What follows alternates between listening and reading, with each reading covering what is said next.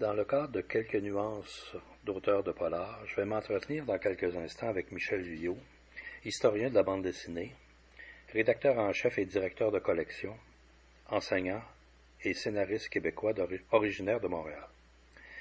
Si la littérature policière a son pape au Québec, en la personne de Norbert Spener, Michel Viaud est aussi le pape de la bande dessinée québécoise. J'aimerais, dans un premier temps, vous dresser le parcours de cet auteur très prolifique. D'abord, Michel a étudié les arts plastiques au Cégep du Vieux-Montréal et la littérature à l'Université du Québec à Montréal. Parlons d'abord de Michel en tant qu'historien. En 1999, Michel a publié le répertoire des publications de bande dessinée au Québec, pour lequel il a reçu le prix BDIS Causa, prix spécial du jury en 2000, et BDLIS, prix spécial du jury, également en 2000.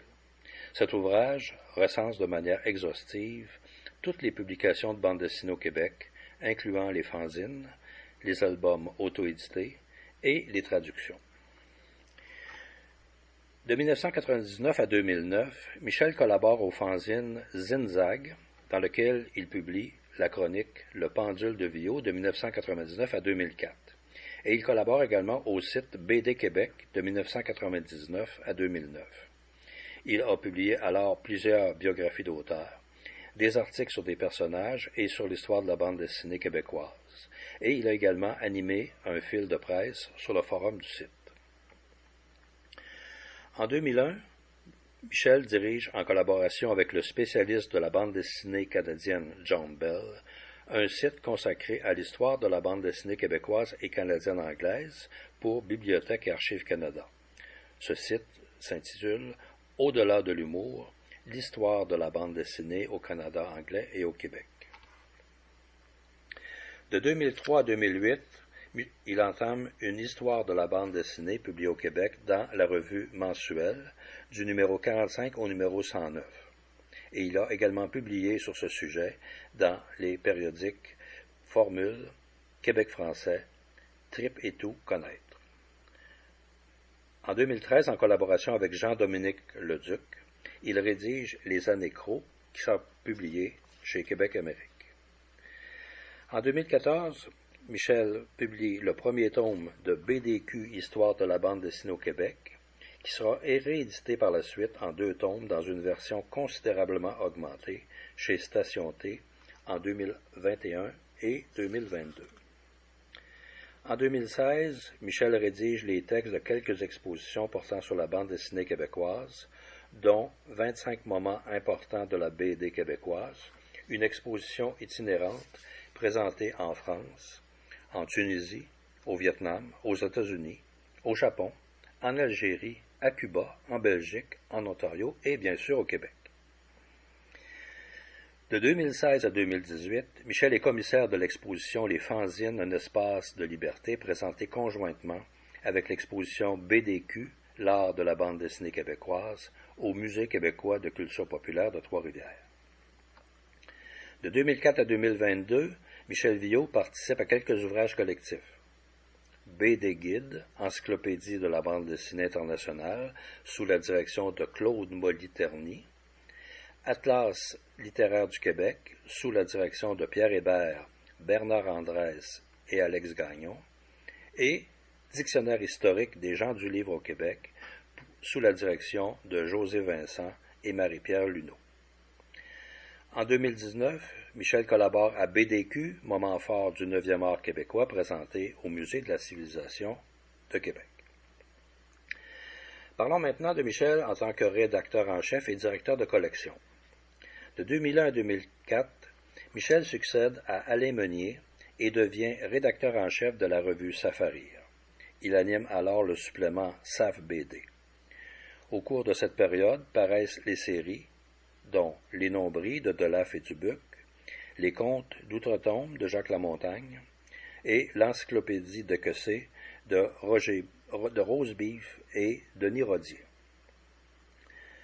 De 2008 à 2011, Michel est directeur du secteur BD des éditions Les 400 coups et il s'occupe des collections Rotard, Mécanique générale, Moustique, Strip et Coup de griffe. En 2009, il dirige l'anthologie Cœur de glace et autres histoires de demain, qui regroupe les meilleurs auteurs de bande dessinée de science-fiction du Québec. De 2010 à 2011, il dirige les rééditions des œuvres d'Albert Chartier, Séraphin, illustré, scénario de Claude-Henri Grignon, publié en 2010, et Onésime, les meilleures pages, publié en 2011. De 2014 à 2015, Michel pilote la collection Chronographe des éditions Mémoire qui propose des éditions numériques d'albums du patrimoine de la bande dessinée québécoise. En roulant ma boule de Raoul Barré, L'oncle Pacifique de Vic Martin, Les aventures du capitaine Morgan, les dossiers l'ineffable Monsieur Brillant de Jack Daire. De 2017 à 2019, il dirige quelques projets chez Glénat Québec, 1642 Ville-Marie et 1642 Hochelaga par Jean-Paul Haide, François Lapierre et Tzara. Également, L'espion de trop de Frédéric Antoine et de Vauroux. À partir de 2022, il dirige des albums pour les éditions Station T.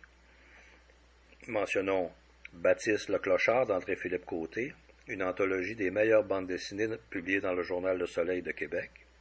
Monsieur No et Casca, biographie du célèbre chorégraphe québécois Fernand No, publié en 2023.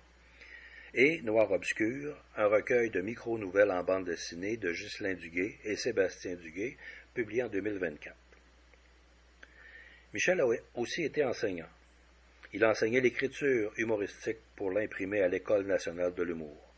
Il a été chargé de cours à l'École multidisciplinaire de l'image de l'Université du Québec en Outaouais, où il a enseigné l'histoire de la bande dessinée mondiale. Depuis 2021, il anime l'atelier de scénarisation de l'École multidisciplinaire de l'image. Il a été également conférencier à l'Université du Troisième Âge de l'Université de Sherbrooke. Michel a été membre de l'Association des critiques et journalistes de bande dessinée, section Québec, de mars 2015 à février 2017. Pour cette association, il a rédigé des rapports annuels sur la production de bande dessinée québécoise. Enfin, Michel est aussi scénariste de BD. De 2001 à 2004, sous le pseudonyme de Regatta de Blanc, il scénarise quelques séries de bandes dessinées dans Safarir, dont L'heure de pointe pour Julien Dufour, Ichabod Crane, détective de l'occulte pour Jacques Lamontagne, Safarir jaune pour Denis Rodier et Docteur Grognon pour Denevert puis Louis-Philippe Vermette. M'entretenir avec Michel Viault. Nous allons parler bien sûr des bandes dessinées qu'il a scénarisées, inspirées d'affaires criminelles québécoises, mais également de sa série de comédies d'espionnage intitulée MacGuffin et Alan Smithy. Alors bonjour Michel Viault, ça va bien? Bonjour Michel, ça va bien? Ça va bien, toi? Merci beaucoup d'avoir accepté mon invitation à quelques nuances d'auteurs de polar. Dans ton cas, on va parler quelques nuances d'auteurs de bandes dessinées à caractère policier, si on veut, là. Ouais. Quand on consulte ton parcours, tu es d'abord un historien de la bande dessinée. Le fait de faire ces recensions-là, est-ce que c'est ça qui t'a donné le goût de faire toi-même, de devenir scénariste, ou si tu avais déjà cet objectif-là? En fait, depuis tout petit, j'avais l'ambition de devenir auteur de bande dessinée. J'ai fait mon premier scénario, je pense que j'avais 10-11 ans. Ah ouais? Premier long scénario. Et puis, j'ai étudié en art plastique, justement, pour développer le dessin et tout ça. Et puis, le côté historien est venu un peu par hasard. En fait, j'avais présenté un projet à un éditeur en Europe, j'attendais une réponse. Et entre-temps, j'ai commencé à faire la recension des bandes dessinées québécoises. Ça a tout simplement commencé comme ça, parce que il y avait un Argus qui sort à tous les 2 ans, qui s'appelle le BDM, qui recense les publications de langue française. C'est du moins ce qu'il disait dans l'introduction du volume de cette année-là. Et puis, je me suis aperçu qu'il manquait plusieurs bandes dessinées québécoises que j'avais chez moi. Fait que j'ai commencé à faire une recension et là, j'ai vu que c'était vraiment gigantesque. Il y en avait vraiment énormément. Et puis, le libraire où je me fournissais, Yves Millet, de la librairie Fichtre à Montréal, une librairie dédiée à la bande dessinée, était également éditeur. Et quand il était surpris de voir que j'achetais à peu près tout ce qui sortait en bande dessinée québécoise. Et il m'a proposé d'en faire un livre, un livre qui serait un répertoire des publications de bande dessinée au Québec. Et c'est donc comme ça, un peu par hasard, que j'ai commencé OK. à m'intéresser à l'histoire de la bande dessinée québécoise. Et tu as fait tes premières armes là, comme scénariste là, sous un pseudonyme, pardon, Oui, Regatta de Blanc. Pourquoi? oui, oui. Ah, OK.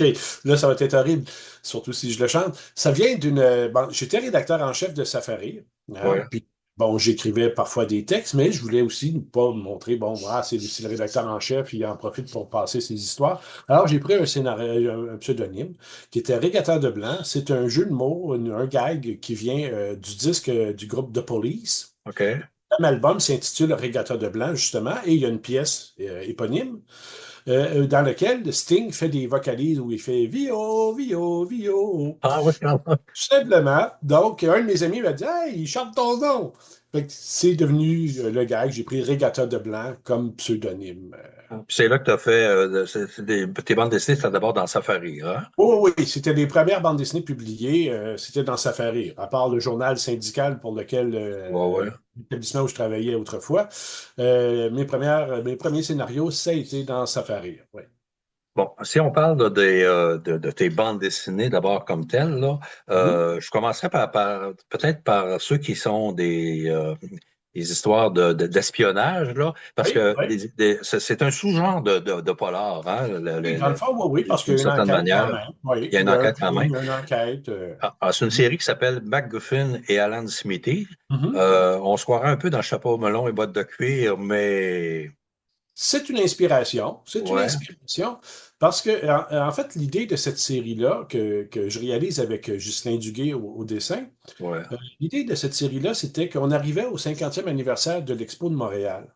ouais, Puis, il n'y avait pas de bande dessinée, à part Beaujoire, qui avait fait un album, là. Il y avait un album de Beaujoire au début des années 70. C'était donc un événement qui avait été majeur dans l'histoire du Québec, hein. C'était ouais, l'ouverture ouais. sur le monde. On accueillait des gens de partout. Il y a eu des millions de visiteurs. Et puis, donc, puis dans un décor fantastique, hein, les pavillons, c'était futuriste et tout ça. Ah, Il y a ouais, ouais. même eu des films de science-fiction qui ont été tournés là par la suite. Ah, ouais. Oui, le film de Robert Altman, Quartet, avec Paul Newman, se déroule dans les pavillons de l'Expo en Ah, ouais. hiver. Bon.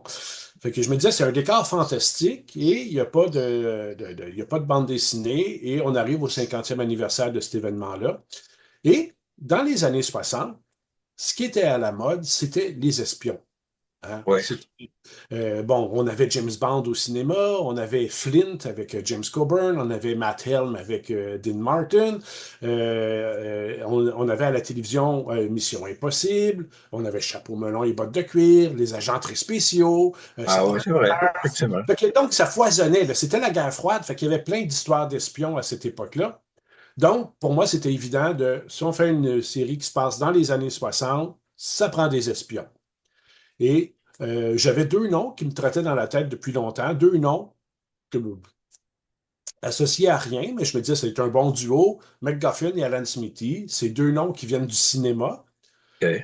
Et puis, bon, ben, tant qu'à faire une histoire d'espion, je me suis dit, tiens, on va prendre MacGuffin et Alan Smithy. Et comme MacGuffin n'a pas de prénom comme tel, je me suis dit, pourquoi pas une femme? Fait que Ouais. donc, on a la femme qui est MacGuffin et l'homme qui est Alan Smithy. Et c'est donc deux espions. C'est inspiré de Chapeau melon et bottes de cuir et de toutes ces séries télévisées-là. Est-ce que c'était un peu une commande qui venait de l'Europe, ça? C'était parce qu'il me semble que le vocabulaire, me semble très européen. Évidemment, ce sont des espions français. Écossais et français. Écossais et MacGuffin français, est oui. Ouais. écossaise et Ouais. Alan Smithy, ce n'est pas son vrai nom évidemment, parce qu'Alan Ouais. Smithy, pseudonyme au cinéma, Ouais, ouais, aussi. lui aussi c'est un OK. pseudonyme. Lui est français. Non, c'est pas une commande, mais on a décidé de faire une bande dessinée comme celle qu'on lisait dans notre jeunesse et qu'on aimait. Gilles OK. Jourdan, Spirou et Fantasio, tout ça. OK. Donc, c'est pour ça que c'est un langage qui est quand même assez international. C'est un Ouais. français. On n'a pas utilisé de joual. De toute façon, les espions ne sont pas québécois. À Ouais. part Morissette, qui est la troisième roue Ouais, ouais, ouais. là, c'est leur adjoint. Euh, et à l'époque, ça n'a pas été publié en Europe. On a été publié par Perrault, OK. éditeur. Brian Perra avait lancé une maison d'édition et il a publié les 2 premiers albums de la série. OK. Euh, Malheureusement, la maison d'édition a fermé ses portes alors qu'on avait terminé le 3e album. Et on avait quand même des lecteurs européens qui nous suivaient là, en ligne sur Facebook. Et à un moment donné, j'ai fait une entrevue avec un bloguiste. Et puis, je parlais qu'on n'avait pas d'éditeur. Et un éditeur européen, les éditions du Tiroir, nous ont contactés pour lire le 3e. Ils ont accepté de le publier et de rééditer les 2 premiers. Et ensuite, on a OK. fait 4, 5 et 6 avec eux. OK. Moi, je trouve que c'est une série, en tout cas. Moi, j'ai lu 2 tomes, là, Opération Mhm. Grande Zora, parce que tu m'en as Oui, parlé la dernière fois oui. on a communiqué ensemble. Et le dernier, le Visa pour Nan Madol, ce qui est intéressant, c'est à la fois divertissant, mais c'est aussi pédagogique, hein, parce que ça repose sur des. J'imagine Mhm. que chaque tome repose sur un événement historique plus C'est précisément, alors. Oui, c'est dans des cadres historiques assez précis parce que c'est justement contrairement à ce que les bandes dessinées qu'on lisait quand on était jeune, ou que ce soit dans Tintin ou dans Spirou, les auteurs n'avaient pas le droit de faire de politique et donc inventaient des pays imaginaires là, qui étaient des faux pays de l'Est ou des faux pays d'Amérique du Sud. Aujourd'hui, on n'a plus cette contrainte-là. Fait qu'on a fait, donc, les aventures se déroulent dans des pays réels et donc, on devait s'informer du contexte politique et social Ouais, de ouais. cet état dans ces lieux précisément là. Fait que les 2 premiers se déroulent à Montréal. Le premier, c'est à l'Expo. Le deuxième, ben, c'est plus à travers le Québec, c'est le voyage du général de Gaulle. Le troisième se déroule à San Francisco. À Chicago, des émeutes qu'il y a eu, je pensais à Détroit, je me souviens vaguement, ça fait quand même quelques années. Et à San Francisco avec le mouvement hippie. Le quatrième, on a une partie qui se déroule à Cuba.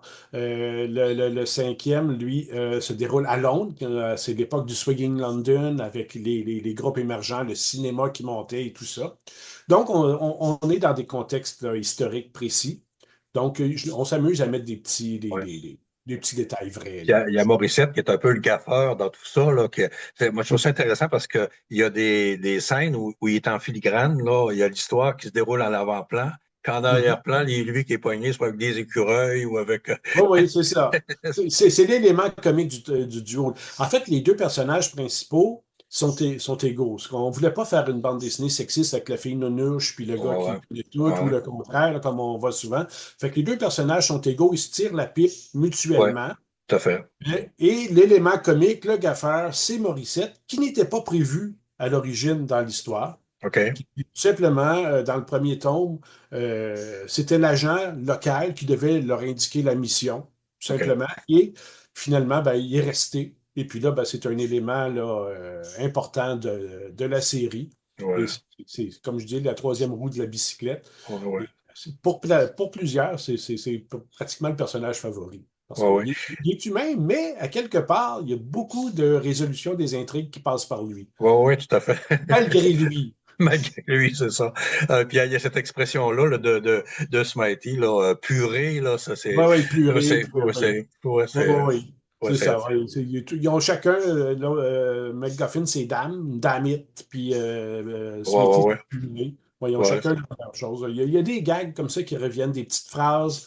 Dans chaque album, il va y avoir Morissette qui va s'écrier Ah, Miss McGuffin, je vous trouve enfin, ou Monsieur Smithy, je vous trouve enfin. Fait que le Je vous trouve enfin est répété à chaque album. ah euh, ouais. par Morissette.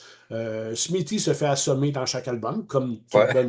toute bonne histoire policière. Donc, je prévois à chaque album que Smithy va prendre un coup sur la tête, il va se faire assommer. Ouais. Donc, il y a des choses comme ça qui reviennent. On s'amuse, là. En tout cas, moi, c'était une belle Très bien découverte. En tout cas, tiré. je me suis beaucoup amusé avec ces 2 tomes-là. Ben, j'espère, ben, c'est le but. C'est une bande dessinée qui met de bonne humeur. C'est une bande Ouais, dessinée, moi, c'est j'appelle vrai. ça une comédie d'espionnage. Il y a Ouais. une aventure, mais en même temps, il y a de la détente, il y a de l'humour, il y a des clins d'œil à la culture populaire. Parfois, on voit au détour d'une case un acteur, il y a des références à des chansons. Ouais, ah ouais. Fait C'est bien ancré dans une réalité. C'est une fiction que, bien ancrée dans une bien réalité. ancré dans le contexte. Quand j'ai envie de mettre une chanson, je vérifie si elle était vraiment sortie à ce moment-là. Ouais. Parce que des fois, non, c'est un succès de 68. Ah, ben mon action se passe en avril, puis la tune est sortie au mois de novembre. Fait que je peux Ouais. pas la mettre. Je la mets pas. Ouais, tout à fait. Puis, en 2019, là, tu as commencé à signer des scénarios d'affaires criminelles québécoises. Bon, on Mhm. peut peut-être parler de la première série parce qu'il y en a deux. Là. Il y a d'une part l'affaire de l'Orme en 2019. Ça concerne une cause qui a opposé le détective Georges Farah-Lajoie à l'abbé Adélard Delorme qui est accusé d'avoir tué son propre frère. Puis le Oui. deuxième, on en parlera tout de suite après, La Non-Vengée, le mystère de Blanche Garneau, sur l'affaire Blanche Garneau qui a secoué la ville de Québec des années 1920. C'est deux affaires juridiques qui ont été importantes à leur époque. Hein. Oui. Puis Et chacune pourquoi? dans une ville différente. Et en même temps, c'est en même temps, il y a certains personnages, d'ailleurs, comme le chef de police de Montréal, qu'on retrouve dans les deux albums. Ouais, Euh, et puis, donc, c'est deux causes qui ont été simultanées au début des années 20 et qui ont beaucoup défrayé la manchette, autant à ouais. Montréal qu'à Québec. Oui. Puis Mhm. la non-vengée, il y a eu un impact politique important. Oui, Ça a oui, monté oui, jusqu'à à l'Assemblée nationale. Puis, c'est ça. Ce qui m'intéressait dans la non-manger, la non-vengée, quel lapsus, c'est pas que j'ai fait. Mais la non-vengée, c'était comment des gens se sont servis de ce crime-là, qui est en fait un fait divers. C'est une jeune fille ouais, violée et assassinée. Comment des gens s'en sont servis pour avancer leur agenda personnel, pour avancer leur plan. C'est-à-dire, il y a des journalistes qui avaient des causes à défendre et qui se sont servis de ça pour dénigrer le gouvernement, d'autres qui s'en sont servis pour augmenter leur influence, leur vente de journaux, et comment des politiciens se sont aussi servis de ça pour essayer de renverser le gouvernement. Fait que donc, c'était tout comme un peu les vautours qui alentour, qui se ouais. sont servis de cette pauvre fille-là pour essayer d'avancer leur pion. Et puis, je voyais aussi un peu un rapport avec la société moderne. C'est-à-dire qu'à l'époque, il n'y avait pas, évidemment, pas de réseaux sociaux, rien, mais il y avait des petits journaux. Hein, ça Ouais. ne coûtait pas grand-chose à faire, 4 pages pliées, ça sortait toutes les semaines. Puis il y avait donc un de ces propriétaires de journaux-là qui n'arrêtait pas d'entretenir des rumeurs. Parce Ah, que ah. comme la police n'a pas trouvé immédiatement les coupables, des rumeurs ont commencé à circuler comme quoi le gouvernement cachait des choses, que c'était peut-être des gens liés, des enfants, des fils de députés qui auraient commis le crime et que le Ouais. gouvernement ait tout fait On voulait l'affaire. Et cacher. donc, il y avait donc un de ces journalistes-là qui, dans son petit journal, à toutes les semaines annonçait que lui savait des choses, que lui Ah, savait des choses, qu'il les dirait, mais seulement devant une commission d'enquête et tatata. Puis il n'arrêtait pas de suggérer, de faire d'alimenter le soupçon de la population. Et évidemment, son tirage augmentait en fonction de ça. Et il a eu finalement sa commission d'enquête. Et quand ouais, il a ouais. été dit qu'est-ce qu'il savait, ben, il savait rien. Puis Mais il s'en est servi quand ouais. même. Comme l'affaire de l'Orme, c'est toute la série de procès qu'il y a eu pour réussir à tenter d'accuser Parce que euh, c'était inimaginable à l'époque, un prêtre un qui tue prêtre. son frère pour de l'argent. Même un prêtre qui tue quelqu'un tout court, mais là, qui tue son propre frère Ouais. pour toucher l'héritage, Ouais. c'était quelque chose d'absolument inconcevable dans le Québec des années 20. Ouais. Qu'est-ce qui a fait que Donc, tu t'es intéressé? Oui, oui. vas-y. Qu'est-ce qui Ben, fait je que. voulais dire, c'est la partie qui m'intéressait dans Ouais, l'affaire. C'était ouais. ça, de voir là, qu'est-ce qui est arrivé, comment ça a ébranlé la société dans ses fondements, là, parce que la population était très religieuse, et de voir là, qu'un prêtre puisse faire ça, Ouais. c'était l'aspect qui m'intéressait dans ce C'est deux dossier. affaires que tu connaissais bien ou si tu as découvert ça avec le temps, puis tu as fait des recherches, puis. Euh, L'affaire de l'homme, j'en avais entendu parler depuis longtemps. Je pense que mon OK. père m'en avait parlé à l'époque. Puis il y avait eu aussi une émission, Les Grands Procès. Ah oui, c'est vrai. Sur l'affaire de l'homme, je pense que c'était son dernier, le dernier procès, parce qu'il y en a eu plusieurs. Donc, que j'avais vu, je pense que c'était Guy Nadon qui interprétait l'abbé de l'Orme. Euh, donc, cette histoire-là, je la connaissais. Blanche Garneau, c'est parce que j'ai lu un article dans un journal à un moment donné qui en parlait. Je crois que c'était en 2020, justement, parce que ça faisait 100 ans qu'elle avait été assassinée. Il y avait eu un article dans le Devoir ou la Presse que j'avais lu et ça m'avait semblé intéressant. Et là, j'ai fait une recherche. Dans les deux cas, j'ai fait des recherches. J'ai Ouais. lu des livres. Il y a eu quelques ouvrages dans les deux cas, des ouvrages qui ont été écrits. Pour l'affaire de l'homme, le détective Farah Lajoie avait OK. lui-même écrit un petit livre à l'époque, avant les procès. Ah ouais. Euh, Parce que, justement, ça l'avait avorté. Le prêtre avait été déclaré fou, donc il n'y avait pas eu de procès. mais avant d'être déclaré saint d'esprit. Donc, Farah Lajoie, qui avait été traîné dans la boue, parce qu'il Ouais, était d'origine libanaise, ouais. donc douteux, hein, un Libanais qui veut s'attaquer à un prêtre catholique. Allez. Donc, on l'avait sali en masse dans certains journaux. Donc, je me suis servi de ces ouvrages-là dans les deux cas. Et j'ai lu aussi beaucoup de journaux de Ouais. l'époque. Autant OK. La Patrie, La Presse, l'Action catholique de Québec. Donc, je lisais les journaux de l'époque pour voir qu'est-ce qu'on disait. Et ce qui est intéressant, c'est que dans les deux cas, il y a des procès. Et c'est qu'à l'époque, il y avait un verbatim carrément dans les journaux des Des procès. interrogatoires des Ah témoins. ouais. Fait que la plupart du temps, les questions et les réponses que j'ai mis dans mes scénarios viennent de ces comptes Ah. rendus-là. Ouais. Ce qui est intéressant, c'est qu'au niveau visuel aussi, vous avez repris des documents, des images de journaux qui sont soit redessinés, mais redessinés un peu comme le document original. Tu sais, Oui, moi, oui. je suis allé faire des recherches après sur Mhm. Internet parce que c'est un peu ma manie quand je lis même un polar. Tu sais, Oui, l'auteur oui. parle de quelque chose, je m'en vais voir et j'ai retrouvé des illustrations. Je dis, ah, ben, ils se sont vraiment inspirés Oh, oui. On s'est inspiré de Descartes. Ça, c'est quelque chose que je fais quand j'écris un scénario, autant pour MacGuffin, qui est une série humoristique, que pour les affaires judiciaires. Quand je fais de la recherche, j'accumule des documents visuels. Moi, ça m'aide à situer l'action. Si je vois le lieu, tu sais, si ça se passe au palais de justice, ben j'aime ça voir des photos du palais de Ouais, justice ouais, pour voir où je vais faire circuler les personnages. Ils vont descendre l'escalier, ils vont faire ci, ils ouais. vont faire ça.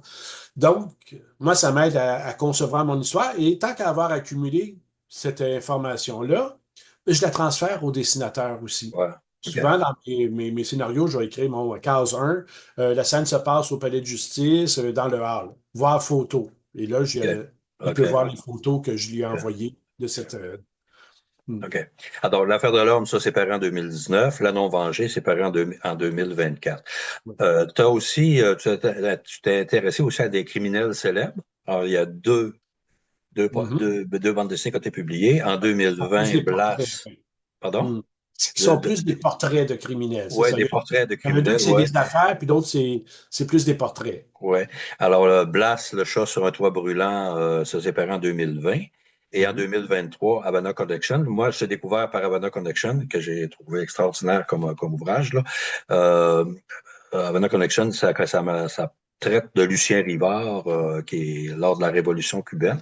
Moi, Oui. j'ai fait des découvertes dans les deux cas parce que je connaissais pas ces deux criminels célèbres. Oui. Ah oui, ben, Richard Blas était très, très, très célèbre. Quand on m'a demandé, ça c'est plus ou moins une commande, on m'a demandé, on voudrait une histoire de gangster, un gangster québécois. Richard Blas. C'est le premier nom qui m'est venu à l'esprit, Richard Blas. Fait que, donc, je me suis informé sur lui. Je me souviens, quand j'étais jeune, quand j'étais enfant, Richard Blas était partout dans les journaux. Hein. Ouais. Il était même en couverture du Journal de Montréal avec ses armes, là. Puis, André Ruffian, je faisais souvent des blagues sur Blas, qui était bon, c'était un criminel. À l'époque, il faut préciser, on sait maintenant qu'il a assassiné une vingtaine de personnes.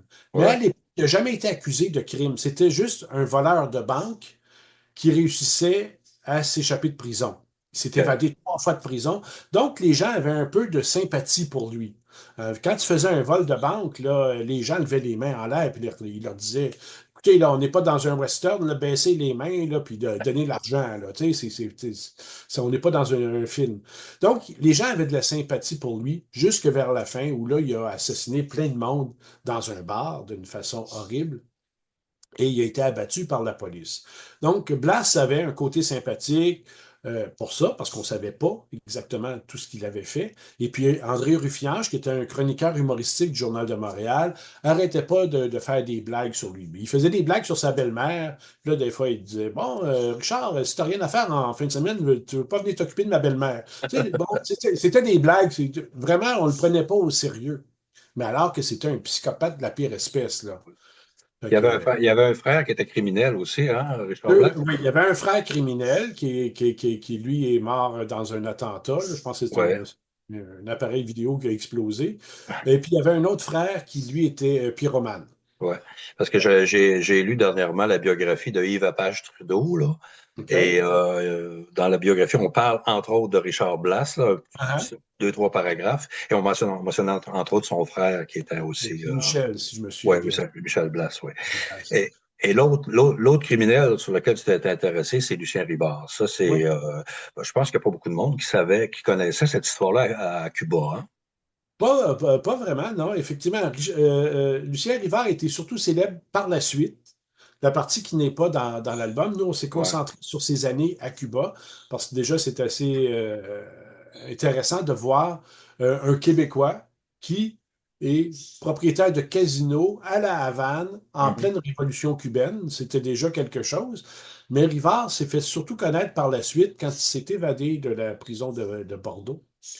Et pour un motif futile, là, euh, il y a eu l'autorisation d'aller arroser la patinoire.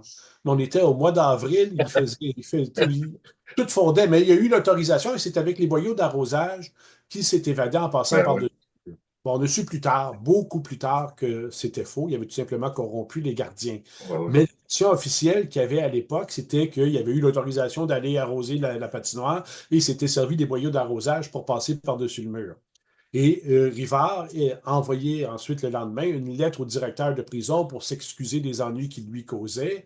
Et ça avait été lu à l'Assemblée nationale et le premier ministre de l'époque avait même dit que c'était le Arsène Lupin canadien-français. Ça avait fait rire tout le monde. Il écrit même au premier ministre du Canada, parce qu'il y a eu une grosse chasse à l'homme, pour lui dire qu'il n'avait pas l'intention de passer sa vie en prison, que la vie était trop courte pour aller en prison. Donc, il y avait les rieurs de son côté. Mais ça, c'est le côté qu'on connaît un peu plus de Lucien Rivard, parce que ça a beaucoup fait les manchettes, mais sa période cubaine a été passée là, de façon anonyme. Personne ne parlait de lui à cette époque-là. Mhm. Avant qu'il se fasse arrêter beaucoup plus tard, personne ne connaissait Lucien Rivard. La police, oui, mais pas le public. Il n'y avait pas d'article sur lui. On n'entendait jamais parler de Lucien Rivard comme trafiquant de drogue ou trafiquant d'armes. C'est quelque chose qui a été découvert après. Il y avait Fait de que ce la qui documentation sur ce séjour-là à Cuba? C'était à peu près long comme ça, dans Ah un ouais? livre. C'est un livre qui m'a beaucoup servi, de Jean-Pierre Charbonneau, que j'ai ici, justement, il n'est pas loin. La OK. filière canadienne, célèbre livre. Bon, tu vois qu'il n'y a pas beaucoup de post-it dedans, là, Ouais. parce qu'on ne parle pas beaucoup de Lucien Rivard. Donc, il y a un paragraphe qui raconte justement que Lucien Rivard, avec des complices corses, avait ouvert des casinos à la Havane et que les Corses avaient été expulsés. C'est lui qui avait récupéré leur casino, tout ça. Et qui était aussi trafiquant d'armes et qu'il était soupçonné d'en avoir vendu à Castro. Et que lui, contrairement aux autres mafieux, comme Meyer Lenski ou Santos Traficante, qui ont été expulsés de Cuba après la Révolution, Rivard, lui, est parti avec une mallette pleine d'argent. Fait que, donc, c'est à peu près tout ce qu'on sait de lui. Et cette information-là a été reprise dans tous les livres qui parlent de lui. OK. Fait que c'est Jean-Pierre Charbonneau qui en a parlé dans son bouquin. Et ce peu d'informations-là qu'on a, ça a été repris partout. Fait que je suis parti de ça, donc d'éléments vrais qu'on sait, donc qui a ouvert des casinos avec des amis corses, qui a fait du trafic d'armes, qui a fait du trafic de drogue et qui a quitté avec de l'argent. Je suis parti de ça et j'ai incorporé donc des choses qu'on sait, toute l'histoire de la Révolution cubaine, tout ce qui est dit Mhm. sur la Révolution cubaine, les événements sont dans le bon ordre, c'est arrivé comme ça, les attentats pendant le Grand Prix de la Havane, bon, tout ça, et aussi les activités de la mafia américaine qui était connue, Meyer Aussi, Lansky, ouais. il l'a fait, il y a des hôtels qui ont ouvert et tout ça. Donc, j'ai incorporé ça, l'histoire de la mafia, l'histoire de la Révolution cubaine et le peu d'éléments qu'on sait de Lucien Rivard. J'ai incorporé ça. Et il y a bien sûr des éléments fictifs, comme on lui a créé une maîtresse cubaine, qui est un personnage fictif. Euh, D'autres personnages sont aussi fictifs, qui étaient, on voulait représenter aussi la société cubaine de l'époque. Ouais. Donc, la classe moyenne, la classe privilégiée, qui est la maîtresse de Rivard, qui est une planteuse, qui est propriétaire d'une plantation. Donc, son barman principal, qui représente la classe moyenne, qui vivait bien à la Havane, malgré toute la corruption qu'il pouvait avoir. Donc, ces enfants qui sont étudiants, qui vont se mêler à la Révolution. Tu vois, on a aussi des personnages historiques, Castro, Che Guevara, on a Batista, le président de Cuba. Donc, c'est ça. On a des personnages fictifs qui représentaient les différentes classes sociales cubaines pour montrer la vie à Cuba, à La Havane principalement, parce que on voulait montrer la révolution, non pas du côté de Castro dans la jungle, mais de comment c'était T'as vécu dans vécu, les gens de La Havane, ouais, ouais. qui entendaient parler, oh, il y a quelque chose qui se passe dans les montagnes au loin, à l'autre bout de l'île. Ouais. Donc, on reste plus avec les gens de La Havane. C'était Ça ça fait une qui... histoire très crédible, en tout cas. Moi, quand je l'ai lu, là, je me disais, ah, ça s'est passé vraiment comme ça. Donc, même s'il y a beaucoup de fiction, dans le fond, mais ça, Pas, on a, oui, il y a de la ouais, hein, fiction, mais pas tant que ça, dans le fond. ouais, Juste comme la vie personnelle de Rivard, qui est, ouais, tu OK. sais, Mais le mais reste, c'est vraiment tous du, les événements historiques là, sont ouais, réels, sont tout à fait. arrivés comme ça. On a été très respectueux. Là. La révolution cubaine, c'est de même que ça s'est passé. Ça, Ouais. Et hmm. tout récemment, tu viens de publier non pas un portrait d'un criminel, mais Une un autre affaire portrait judiciaire. une autre affaire judiciaire, oui. Morgan Taylor avec elle? Oui, oui, ça c'est ma nouveauté qui n'est pas encore en librairie, qui devrait Non. arriver là, dans quelques semaines, à la fin du mois de septembre. Ouais. Et c'était encore là, c'était euh, bon, on parle de Morgan Taylor, tout le monde sait, c'est le médecin qui a lutté pour le droit à l'avortement pour les L'avortement. femmes. Ouais. Et puis, c'était une préoccupation que j'avais. On voit ce qui se passe aux États-Unis avec Ouais. le renversement de l'arrêt Roe versus Wade, l'interdiction d'avortement qu'il y a un peu partout. Des Euh, questions qui se soulèvent même au Canada, hein. Au Il y a Canada encore des aussi, c'est groupes ça. qui font des pressions. Parce qu'au moment où j'ai commencé à écrire le scénario, c'était comme pratiquement assuré que le Parti conservateur prendrait le pouvoir au Canada. Et même si Pierre Poilievre dit qu'il ne va pas légiférer là-dessus, il y a beaucoup de ces députés d'arrière-ban qui, à travers les années, ont déposé des projets de loi. Hein. Depuis que Mulroney a essayé de recriminaliser l'avortement en 1993, si je me souviens bien. Depuis ce temps-là, il y a eu 48 dépôts de projets de loi privés par des Uh-huh. députés, à grande majorité conservateurs. Il y en a un qui en a déposé 10, là, qui a commencé quand il était dans le Reform Party, ensuite dans l'Alliance canadienne, puis ensuite dans le Parti conservateur. Donc, je me disais, donc, il y a des chances que le Parti conservateur prenne le pouvoir. Il y a des chances qu'il y ait encore des dépôts de là. Donc, c'est un sujet qui est préoccupant. Et je me suis dit, bon, au Québec, qui est l'acteur principal là-dedans? Quelle est la figure à laquelle on pense quand on pense à l'avortement? Tu sais, Morgan Thaler m'est venu à l'esprit tout de suite.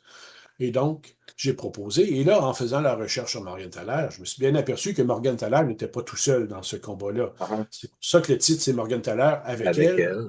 C'est que les femmes luttaient. Il y avait un gros mouvement féministe qui commençait. Le mouvement féministe de la libération de la femme commençait à ce moment-là. Leur principale revendication, c'était l'avortement.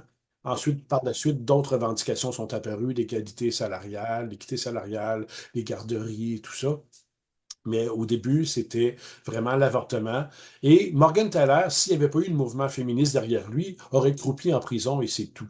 Uh-huh. Ça aurait fini là. Mais grâce au mouvement féministe qui l'a appuyé, euh, ça a mis de la pression sur le gouvernement pour qu'il se passe quelque chose. Et Morgan Taylor, lui, a pris sur lui d'être la figure de proue de ce mouvement-là. C'est lui qui a mis sa tête sur le bio. C'est lui qui est allé en prison quand Ouais, ouais, même. ouais, tout à fait. C'était une cause judiciaire très intéressante dans le sens que Morgan Taylor a été acquitté à son premier procès et la Cour d'appel a renversé ce jugement-là. C'était la première fois et la seule fois d'ailleurs qu'une Cour d'appel a renversé. Parce qu'une Cour d'appel, ce qu'elle peut faire, c'est ordonner un nouveau procès. Dire qu'il y a eu un vice et ordonner un nouveau procès. Et là, c'est pas ce qu'elle a fait. Elle a OK. dit, vous l'avez déclaré innocent, nous on dit qu'il est coupable, puis OK. il va aller en prison. OK. C'était jamais vu. Et le gouvernement fédéral a légiféré pour empêcher que ça se reproduise. Et on appelle ça l'amendement Morgan-Taylor, Ouais. justement. OK. Fait que, donc, Alors, il y a Oui, oui, et malgré qu'il disait, hein, il disait, oui, j'ai fait ces avortements-là, mais c'était pour sauver la vie des femmes. Ouais. Et il a été acquitté 3 fois.